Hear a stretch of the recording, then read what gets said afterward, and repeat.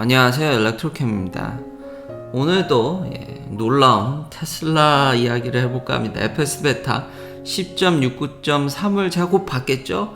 아직은 못 받았는데 아마 이걸 받을 확률이 좀 있긴 한데요. 10.69.2.4가 그러니까 버그가 좀 고쳐진 이게 좀 배포되고 있는데, 인터널리 내부적으로 그러니까 인플로이 위주로 10.69.3이 뿌려지기 시작했고, 거기에 대한 릴리즈 노트가 이제 공개가 됐습니다. 또 그거를 오늘 한번 볼까 합니다. 미리 저도 이렇게 공부하고 제가 받았을 때 써보면은 이런 게 나아졌구나를 매칭시켜서 더 이해하기도 쉽고 이렇게 이야기하기도 더 편할 것 같으니까요.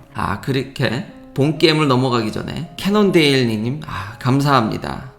매일매일 저도 매일매일 올리려고 노력을 하고 있습니다. 그리고 이런 조그맣지만 이런 마크에 대해서 정말 이런 도네이션에 대해서 정말 감사합니다. 나중에 뒤에 제가 이 트위터에 대해서도 얘기할 텐데, 사실 이게 그렇게 큰 돈이 되진 않지만 이런 마크 하나하나가 일종의 트위터의 베리피케이션이랑도 비슷하게 느껴진다라는 거를 뒤에 트위터 얘기를 하면서도 해볼까 합니다. 근데 정말 감사합니다. 덕분에 제가 이런 분들 덕분에 힘을 얻고 그냥 계속 만드는 거죠. 자, 이제 돌아와서 10.69.3을 보면은 제가 놀라운 게, 제일 첫 번째가 진짜 놀랍습니다.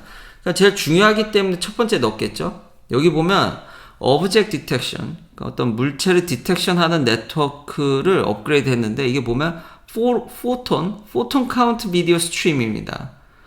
이거는 그냥 공학에서나 나오는, 그냥 사이언스 할 때나 나오는 얘기인 줄 알았는데, 이게 여기 확 등장해서 진짜 얘네들은 이런 꽂은 CMOS 센서 가지고 어디까지 할 수 있을까? 나중에 진짜 카메라까지도 다 해먹겠다고 나오는 거 아닌지. 물론 그건 좀 너무 과대지만 한국어로는 광자라고 해야 되나? 그러니까 포톤을 카운트하는, 이미지니까 일종의 포톤 센서지 않습니까? 이거에 들어오는 그걸 카운팅해서, 그러니까 밤에, 그러니까 low visibility scenario라고 하죠. 그러니까 어두울 때 거기에 들어오는 소량의 빛의 양으로도 어두울 때 잘 보게끔. 근데 뭔지는 모를 겁니다. 여기 달려있는 센서가 그렇게 센시티브 할 것 같진 않은데, 보통 이런 포톤 카운팅을 하는, 그러니까 이미지 센서에서 하는 거는 학계에서 굉장히 로우 노이즈, 그러니까 뭐 정말 저조도에서, 더 유명한 건 싱글 포톤 디텍션이죠, 요즘.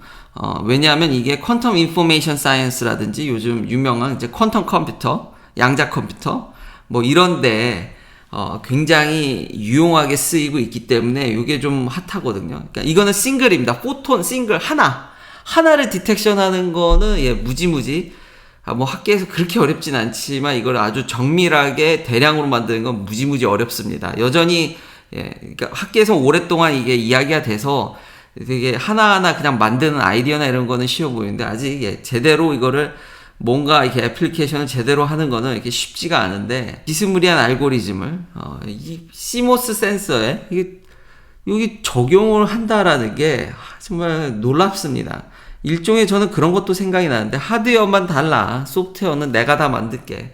정말 이 카메라를 가지고 얼마나 뽑아먹으려고 이러나. 이렇게 되면은 그러니까 물체 정도는 인식하지 않을까, 뭐가 있는지 어렴풋이. 그래서 밤에도 회피라든지 대응 능력이 향상되겠죠. 그래서 좀 놀라웠습니다. 이런 게 가능하구나. 그래서 이런 부분 좀 인상 깊었고, 그 다음부터는 이제 VRU, Vulnerable Unit이라고 해서 이제 바이시클, 페데스트리언, 그러니까 보행자 이거 디텍션 하는 거나 움직일 때 그런 것들이 더 올라갔다는 얘기와, 여기 보면은 투 스테이지 네트워크를 나눴다고 그러거든요. VRU 벨로시티 네트워크를. 그래서 위험하거나 아닌 거를 이제 확실히 더 분리해서, 그 뒤에 이런 릴리즈 노트도 마찬가지입니다. 계속 여기 보면 Non-VRU Attribute Network, Two-Stage Network, 레이턴시를 줄이고, 그러니까 빨리빨리 더 판단을 해가지고 이렇게 좀 주저주저 하거나, 이게 좀 느리긴 하거든요. 그러니까 천천히 초보 운전자식으로 아직 대응하는 면이 많죠. 어떤 거는 참 과감하게 하는데, 그래서 많이 부드러워졌는데 굉장히 조심스럽게 운전하는 편이죠. 일부에서는 로보택시는 이렇게 해야 되는 게 맞다라고 방향성은 맞는데, 근데 이제 사람이 직접 운전을 하다 보면은 그것에 대해서 좀 답답함을 느낄 때도 있는데, 그런 부분들이 더 나아지겠다라는 게 그 개선 사항들이, 그러니까 판단을 어떻게 할 건지, 그 뒤에는, 그러니까 옛날에 디텍션의 문제였다라면 요즘에 이런 판단을 어떻게 할 건지에 대해서 계속 이제 서술을 하죠. 그래서 이게 많이 나아졌다. 숫자가 높죠. 그리고 레인 셀렉션을 할 때도 보면은 마킹이라든지 애매하거나 그게 짧을 때 판단을 더 빨리 하는, 그리고 런타임을 줄이고 트래젝토리를 그려나가는 것들을, 그쵸, 이제 길이 그 페인트 칠도 애매한다라든지 그 갈라지는 게 점선에 너무 빨리 합류한다라든지 예상보다 그런 것들은 대응이 좀 미흡한 면이 좀 있죠. 저도 그런 거를 이제 이걸 읽어보니까 맞아, 그게 길이 묘하게 합쳐질 때 약간 미숙했던 거 그냥 나름 핸들링 한다고 생각을 했는데 그러니까 길 표시가 굉장히 애매하거나 짧거나 그런 부분에 대한 개선 사항이 있었다. 그러니까 이 부분을 다시 중점적으로 제가 업데이트 되면은 그거를 이제 쓰면서 또 업데이트를 하도록 하겠습니다. 여기 결론적으로는 improved decision making for the short deadline lane change.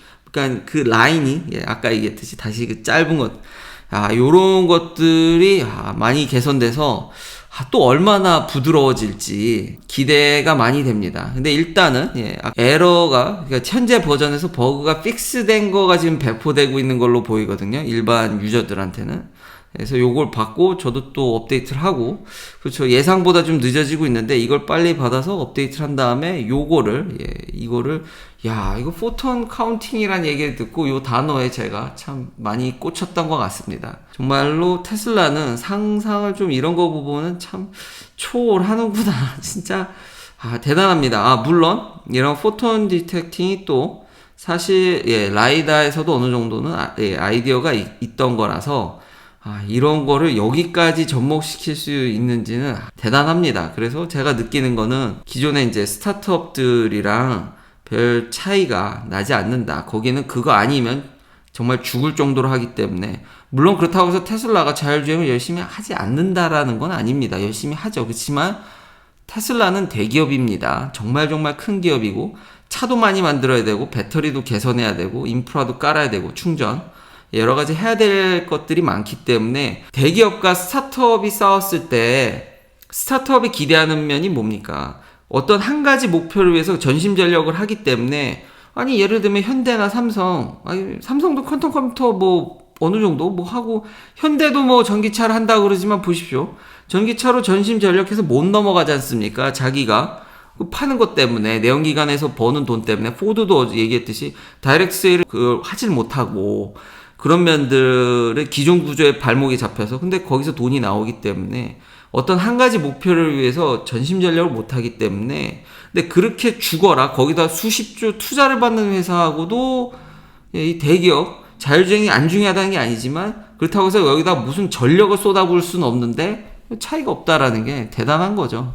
그리고 제가 너무 FSD 베타만 주구장창 얘기를 해가지고 다른 부분을 너무 등한시하거나 미리 그냥 커뮤니티에 있는 얘기를 듣고 제가 너무 앞서가서 얘기하거나 좀 이걸 좀 소홀히 했는데, 그 외에도 계속해서 개선사항이 있습니다. 그 외 소프트웨어적인 면으로 블라인드 스팟 카메라 위치라든지 이거 어드저스트 하는 거, 배터리 히팅 퍼포먼스, 그리고 충전, 그리고 여기 보면 하이웨이 스피드에서도 더 나아지는 일부, 배터리 종류에 따라 다르다라는 얘기도 있지만 전반적으로 계속해서 차량별로 성능을 계속 개선시키고 있고, 간소하게는 센트리 모드 사운드를 끈다든지, 근데 차량 문 열렸을 때 노티피케이션 주는 건 이미 엣진역이 됐지만 좀 더 버그라든지 이런 것도 개선이 되고 있고, 게임 같은 거, 다른 면에선 게임이라든지 이게 매번 기능이 추가되거나 아니면 개선되거나 버그가 픽스되거나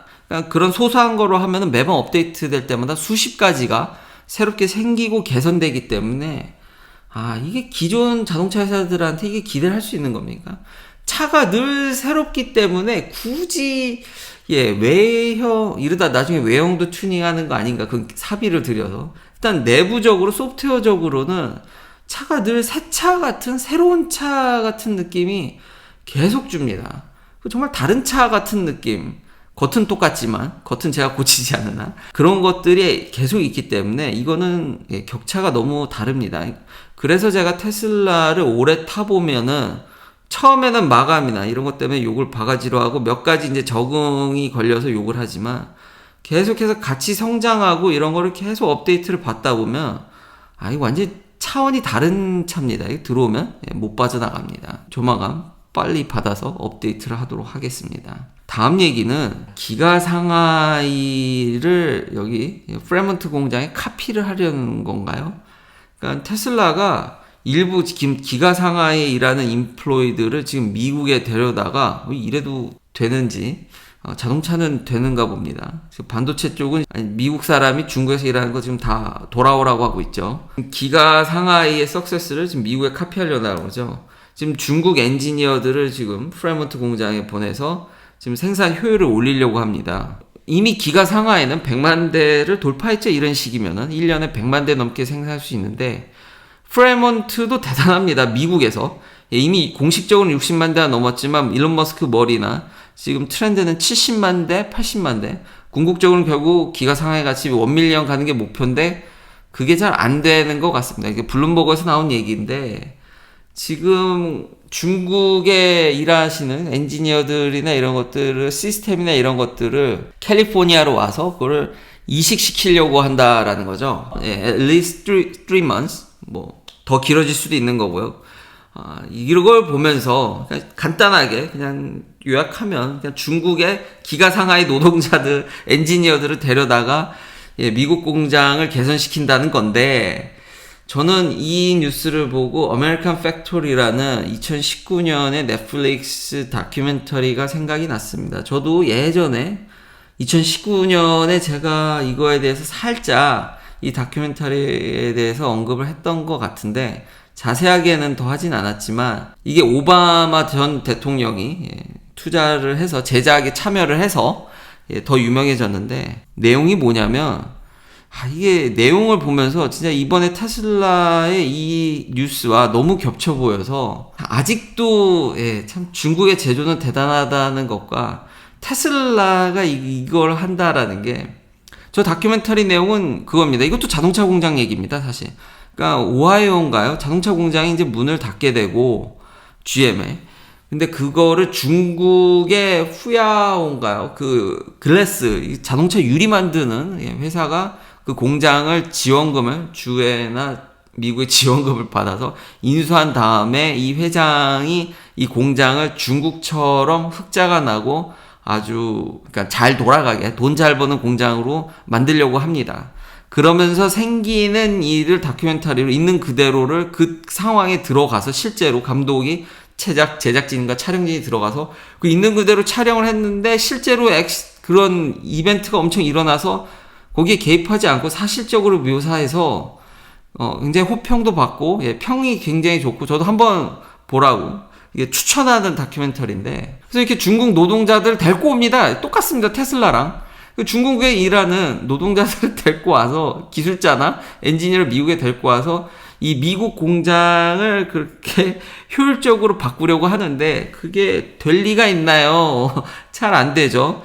시급도 후려치고 그리고 중국의 엔지니어나 노동자는 중국의 이렇게 환경 규제가 빡세지 않으니까 인권이라든지 그냥 어떻게든지 공장이 잘 돌아가고 이윤을 나게끔 일사불란하게 집단 체제로 이런 모습을 보면서 미국 노동자들은 허탈해하죠. 그리고 적응이 안 되죠. 이런 문화를 미국에다 이식시키려고 하는데 이게 잘 안 되죠. 심지어 그래서 여기 미국 노동자를 이제 역으로 중국에다 연수도 보냅니다. 그래서 그걸 어떻게든 해보려고 하는데 잘 안 되죠. 미국 문화에서는. 그러더니 이분들이 이제 반기를 들고 노조를 결성을 합니다. 그래서 노조 투표를 하는데 가까스로 여기 회장이 고뇌를 하면서 노조를 무산시키려고 돈도 많이 지불하시고 임금도 좀 올려주고 이거에 대한 뭐 연구소에다 뭐 돈 지불해서 이거를 어떻게 해서 결국은 투표해서 무마됩니다. 이렇게 가까스로 그게 형성되는 게 무마가 되는데 이런 일련의 사건들을 이제 다큐멘터리에서 잘 보여주죠. 그리고 마지막에 제가 이거 좀 스포가 될 수 있는데 그래도 이건 한번 꼭 시청하는 게 제가 정말 추천하는 다큐멘터리고 마지막은 결국 이거더라고요. 결국 2018년에 이 공장이 흑자로 전환하는데 무슨 힘이 있었냐면 자동화입니다. 그래서 노동자를 많이 비싼 이 비효율적인 미국인 노동자, 거기 다큐멘터리 초반에도 나오거든요. 너무 비효율적이고 일도 느리고 그리고 열심히 일하지도 않고 놀 거 다 논다. 그래서 결국 이런 로봇암이 적용되면서 이제 흑자 전환하고 고용인을 줄이고 그런 게 다큐멘터리 마지막에 이렇게 나와주고 2030년이면은 뭐 많은 노동자들이 일자리를 잃을 거라 그러는데 이 다큐멘터리 결론이 이거거든요. 결국 이건데 지금 이거에 가장 앞서 있는 게 테슬라 공장 아닌가요? 미국의 테슬라 공장인데 결국은 중국인 엔지니어와 노동자를 여기다가 다시 이게 역시 쉽지 않구나. 그러니까 자동화를 목표로 하는 테슬라조차도 이런 게 좀 겹쳐 보여서 참 이걸 재미나게 많은 거를 생각하게 저한테는 재밌으면서도 많은 걸 생각하게 해줬습니다. 아직은 제가 전에 얘기했듯이 과도기입니다. 참 이 다큐멘터리 이게 2019년작인데 지금과 참 많은 게 겹쳐 보이면서 결론이 이거였는데 정작 테슬라는 지금 이렇게 하려는데 결국 중국의 어떤 프로그램을 미국에 이식시키려고 한다라는 게 아직도 참 재미난 상황입니다. 마지막은 역시 트위터 얘기인데 근데 일론 머스크가 원래 그렇다고 또 너무 그걸 다큐멘터리로 이렇게 해석할 필요는 없는 게 일론 머스크 자체가 자기가 소유하고 있는 회사 인플로이들을 굉장히 트랜스퍼를 잘 시킵니다. 그러니까 필요하면 옮기는 거죠. 테슬라가 현재 트위터에 50명 이상, 테슬라의 오토파일럿 팀, 그러니까 소프트웨어 팀이죠. 팀이 지금 트위터에 보면 코드를 리뷰하러 여러 가지 뭐 도움을 준다라든지 아니면 보안이라든지 소프트웨어적인 측면에 대해서 리뷰를 하러 이제 데리고 간 거죠, 일론 머스크가. 그래서 이것 때문에 좀 말이 많은데 원래 일론 머스크는요 그 테슬라 오토파일럿 팀을 이번에 뭐 옵티머스에도 쓰고 스페이스X에도 보냈었습니다. 과거에 보면은. 그러니까 자기가 가지고 있는 회사들 사이의 인플로이들을 자유롭게 이 필요하면 여기다 넣고 저기다 넣고 뭐 그런 일이 빈번했기 때문에 뭐 그런 측면에서 그렇게 놀라운 일은 아닌데 다시 한번 이거는 저한테는 이 많은 게 이게 겹쳐 보여서 재밌었을 뿐인데 원래 일론 머스크는 이러더라. 그리고 지금 어떻게든지 수익성을 강화하기 위해서 제가 어제 얘기했던 verification, 그러니까 블루 마크 인증이죠. 그리고 계속 please continue complain, 그러니까 불만을 토로하는 자들이요. 불만 토로해도 되는데 $8씩 내고 하라는 거죠. 이게 확 와닿던 게, 그러니까 예전에는 제가 유튜브 채널을 만들 때 사실 광고도 안 넣었죠. 그리고 도네이션 이런 거 절대 열지 않았죠. 아예 기능이 있어 만들라 압박을 했어도 만들지 않았는데 그게 그쵸. 수익은 사실 크게 의미가 없거든요. 그게 크지 않은데, 이런 베리피케이션? 그럼으로써, 그만큼 저를 응원해준다라는 마음. 모든, 비판하는 댓글과 응원하는 댓글이 다 보일 때, 이게 더 진짜 같아 보이는 거죠. 그러니까 같은 거라고 저는 느껴지더라고요. 근데 이거 과거에 2009년에, 이게 트위터가 이미 했었더라고요. 근데 했는데, 실패했습니다. 소송에 걸렸는데, 그러니까 이거를 돈을 내고 이제 마치 자기가 가짜인데 진짜 있냐 해가지고 그게 해결이 안 돼가지고 깨졌는데 이걸 다시 부활을 시킨 거죠. 근데 그때와 지금은 좀 다르지 않을까라는 생각이 듭니다. 그때와 달리 좀 더 검증하는 능력이 소프트웨어적으로 올라가고 일단 기본적으로 아까 얘기했듯이 누구도 돈을 내고 저한테 악플을 달지는 않더라고요. 도네이션까지 해가면서까지 악플을 달지는 않기 때문에 일단 초기에는 많은 문제가 해결되지 않을까. 근데 이제 트위터 상에서는 그 블루마크가 있다라는 게 진짜 있냐 행사를 함으로써 더 많은 팔로워를 유입시킬 수 있고 가짜 정보임에도 불구하고 그걸 통해서 역으로 돈을 더 벌어서 그걸 만회하는 그런 문제들이 좀 있어서, 물론 그런 거랑 연계되어 있으면은 계정을, 일론 머스크가 그걸 정지시키겠다고 하는데, 그리고 실제로 어제 얘기했듯이 그 데드라인을 줬죠. 그런 문제가 있었지만, 그걸 빨리 해결하라고. 안 하면 니네 다 잘린다. 그래서 이번에는 그때와는 좀, 많이, 지금 일론 머스크가 테슬라의 팀도 있고, 본인도 소프트웨어에 대해서 굉장히 잘 알고 그때보다는 좀 더 이런 검증 능력이나 이런 것들이 좋아져서 이번에는 괜찮지 않을까. 그리고 일론 머스크 역시도 광고에 대한 의존도를 좀 줄이려는 모습이 보입니다. 그렇죠? 광고를 받게 되면 그 회사에 아무래도 그 회사가 어떤 입김이라든지 이런 것들에 이제 좌지우지 될 수 있으니까요. 결국 트위터 유저들한테 어느 정도 이런 돈을 받아서 서스테이너블한 구조를 만들려고 그래야지만 진정한 좀 토론의 장이 되지 않을까. 이번에 부디 잘 성공하길 바라겠습니다.